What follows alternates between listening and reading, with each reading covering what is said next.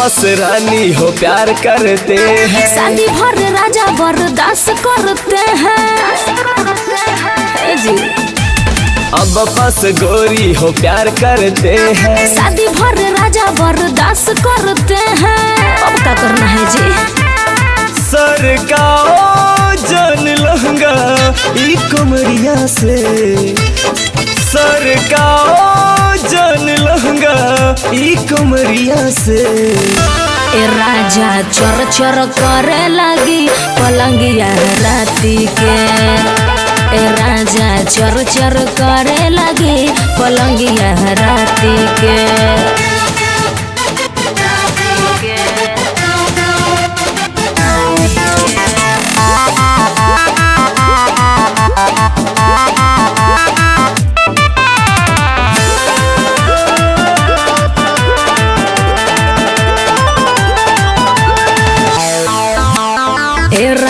ए राजा जी सुबह नहीं अभी ये चाहिए जी, बुझली?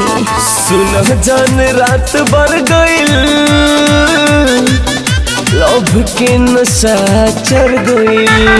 ए राजा जी सुबह नहीं अभी ये चाहिए जी, काहे नहीं बुझत? सुन जान रात भर गइल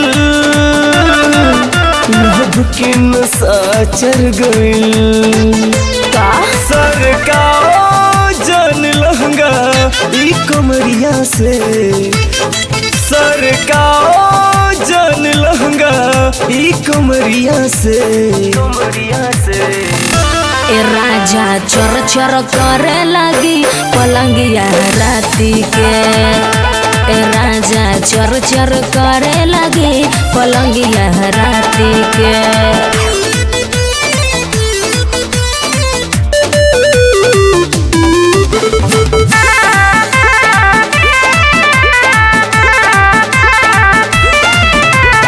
ए राजा जी बर्दाश्त अब ना होई।